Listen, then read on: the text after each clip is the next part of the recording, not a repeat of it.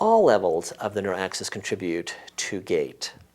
So when one is examining the gait, you need to remember that there are many different components to that gait, although the predominant input, or the most predominant thing that you're examining is motor in nature.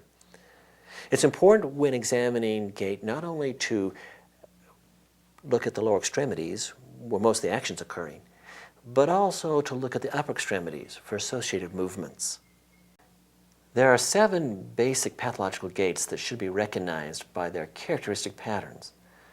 These pathological gaits include hemiplegia, spastic diplegia, neuropathic gait, myopathic gait, Parkinsonian gait, chorea and choreiform gaits, and ataxic gait.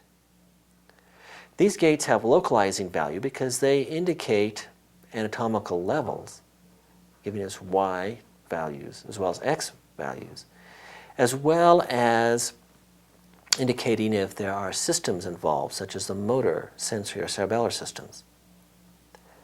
Normal gait is demonstrated in the normal neurological exam section of this tutorial. Pathological gaits are demonstrated in the abnormal neurological exam section.